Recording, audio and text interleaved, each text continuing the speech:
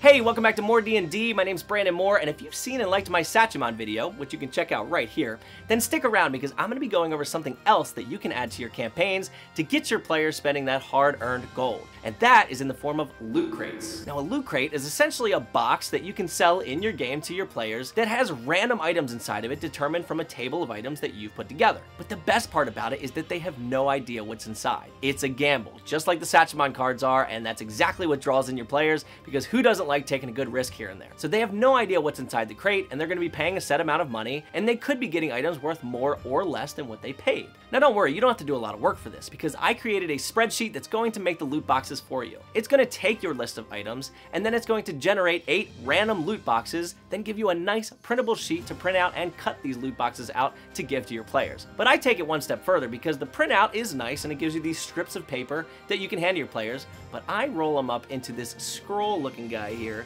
that I hand to my players to give them something fun, physical, and exciting to get during the session. So if this sounds interesting to you, stick around because I'm going to be going over everything you need to know for these loot boxes, and then once you're finished the video, feel free to head over to my Patreon where you can download the spreadsheet to start making your loot boxes to add to your campaign today.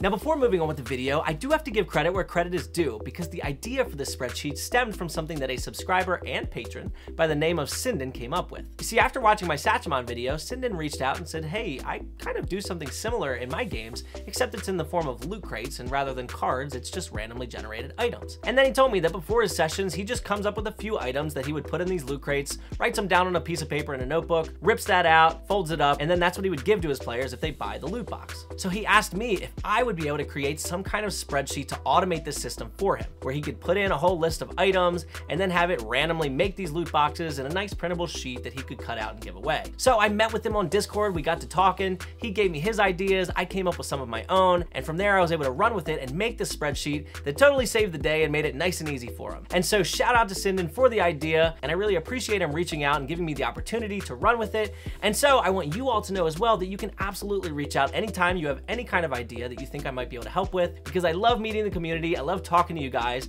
and I think it's really, really fun to get to work with somebody and come up with something really cool. So shout out Sinden, great idea, I'm glad I could help, and now back to the video. Now let me guess, at some point your characters have walked into a city and they said, "No, I'd like to find a health potion somewhere around here." And you direct them to the nearest magic shop. Or maybe they're looking for some weapons like a bow or a sword and you direct them to the local blacksmith or armory. But what if they run into somewhere like a pawn shop and they're not really sure what's inside? Of course, if you're describing it to them, they're gonna check it out, and then they walk in and you have the person behind the counter go, "Oh, you look like you'd be interested in some of these here loot crates we've put together to clear up some space within the shop."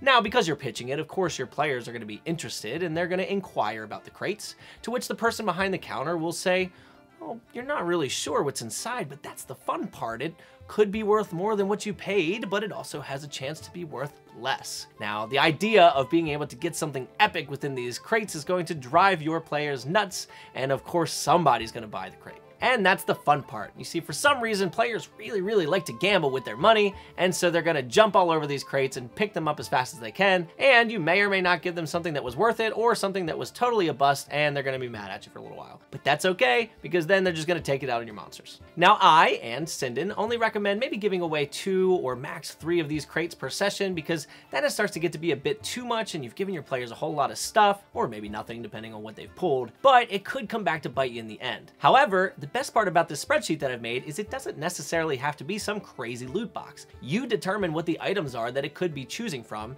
and so maybe you specifically tell your players that it is a weapons and armor loot box, and you have 3 columns, one of them being swords, one of them being bows, one of them being shields. And so now they have a chance of getting different types of armory items rather than just a random assortment. Or maybe you tell them it's all jewels and gems and it becomes an actual casino gambling type thing where they buy it for 500 gold pieces and now they have an opportunity to get different gems worth more than that or gold worth less than that. It doesn't matter what it is that you put in, that's totally up to you because the spreadsheet allows you to change it up to whatever it is you want. Which brings me to my next point. I don't really have a good value for you to put on these loot crates like I did with my Sachemon cards because it really depends on whatever it is the list you've put together is and what you're having the loot box generate. Because part of it is that you can tell it how many items to put in the crate or how few, and obviously based on the list that you've put together, you may have very rare items and you may have very common items. So in this video, I'm not necessarily going to tell you what to put in the boxes or what to charge. I'm just going to go over the sheet and how I incorporate it into the games because as I mentioned, I just kind of use like a pawn shop type deal, and when they see the pawn shop, they know, hey, there's some loot crates in there, let me go get something. Now let's talk about the spreadsheet. When you open it up, the first thing you're gonna see is the sheet where you input all of your data, meaning the list that you generate of all the items for your loot boxes, as well as exactly what you want the generator to do to create loot boxes, such as how many items you want in it, do you want that randomly generated, and so on. We'll come back to this in a second, but let's switch over to the second sheet real quick so you can see what the generator looks like, which has a nice button for you to press, which will give you a perfect printer-friendly page setup to print out all of your loot boxes to then cut out and give to your players to hold on to something physical during the session. So I'll give you a prime example of this, but let's slide back to that first sheet so I can go over everything involved in making the spreadsheet work. Now the first thing you're going to see in the upper left-hand corner are step-by-step instructions on how to use this worksheet. And this is perfect for getting it up and going, but you can also just watch this video because I'm going to be covering the same exact information. So now we're going to scroll down to the item types, item lists, and their corresponding odds. This is where you're going to type in the list of items that you want available for your loot crates. And you'll see it's in 3 different columns. And that's because I give you the opportunity to make your items have different rarities. Now it's okay if you don't want that to be the thing, just type them all in one column and make it so that it only pulls from that column. And I'll show you how to do that in a second. So I have an example set of lists here, which is just something I generated. It's not a very big list and I wouldn't recommend using it because you're gonna get a lot of loot crates that give you the same items. But this is perfect for an example and it's the one that we're gonna use. So at the top of each column in your list, you'll see that I have a lighter gray area where you can type in a header of exactly what's in that column. So in this example, I have common items, rare items, and exotic items. So obviously the common items are gonna be more likely to be selected and the exotic items are gonna be a lot less likely. So just above those, you see where you can input the odds of getting them in a percentage. So in this example, I have 90% chance for the common, 8% chance for the rare, and 2% for the exotic. Now this obviously has to add up to 100%, but it's okay if you make a mistake because when you don't type it in equal 100%, it's actually going to point out that you've made a mistake and you just need to fix it. So now let's say you've got your list set up, you've got your headers in there, and you've got your percentages. This is all your generator needs to know what items are gonna pop up in your loot crates. Now before we move on, I cover real quick that example we were talking about where you only wanted 1 list and not 3. You can actually just put everything you want to go in the loot crates in one list, and at the very top, just put in 100%. That will tell your loot crates to make sure that it only selects from that list. And you could do the same thing if you only wanted 2 different types of items. You can make it 50-50, you can make it 90%, 10%. It allows you to do that. Just make sure that your percentages equal up to 100 and the loot crates will then use it in that manner.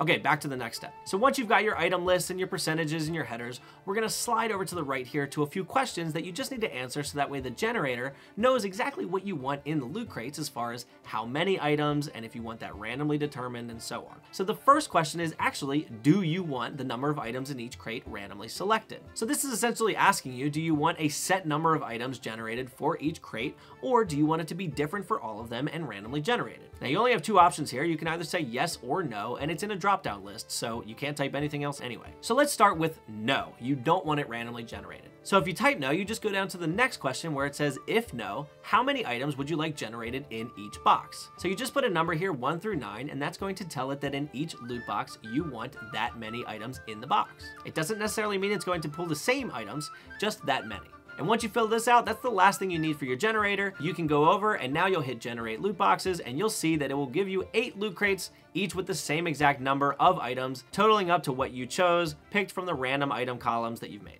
Now let's go back to the questionnaire as if you had said yes. So now you slide down to the section that says if yes, and you answer these questions. The first question is going to ask if you want a minimum number of items in your loot crates. So this is essentially asking, do you want it to at least have a certain amount of items in the loot crates, or do you want it to be able to generate all the way down to 0 items in the loot crate? Now let's say that you type yes here.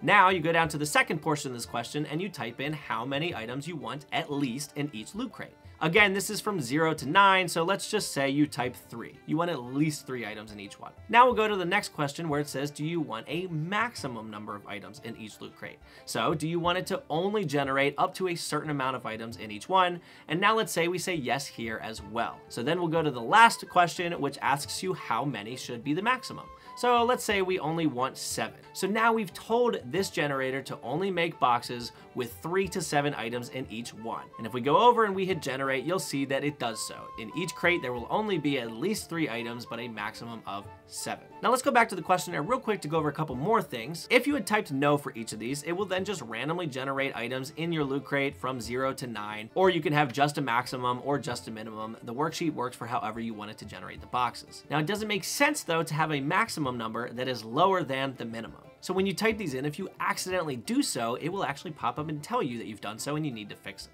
So the spreadsheet's very user-friendly and it kind of helps you along the way to make sure you're not typing in the wrong thing. So finally, let's go back to the generator so I can show you a few things about each loot crate and how it describes what's inside of it. Now the first thing I want to point out is on the left side of each loot crate, you're going to see a number 1 through 8. And that's because I wanted to give you the opportunity to make your players maybe roll a d8 to see which loot crate they got. So that way, not only is each one randomly generated, but then which one they're getting is randomly decided as well. Then at the top of each one, you're going to see the 3 different types of items that you have. So in my case, common, rare, and exotic. This is where it will tell you exactly how many of each type of item were put in that crate. Then finally in the big box, you're going to see all the items that were generated and put inside. Now, if you wanted to generate a whole bunch of loot boxes, you can actually just keep clicking the generate button and it will make more and more for you. Each one's going to be different. So you can just click the generate button quite a few times, printing it after each one, and you have a whole bunch of crates to give out. Then once you're finished, you can just hit the bottom button there and it will clear all the loot crates for you.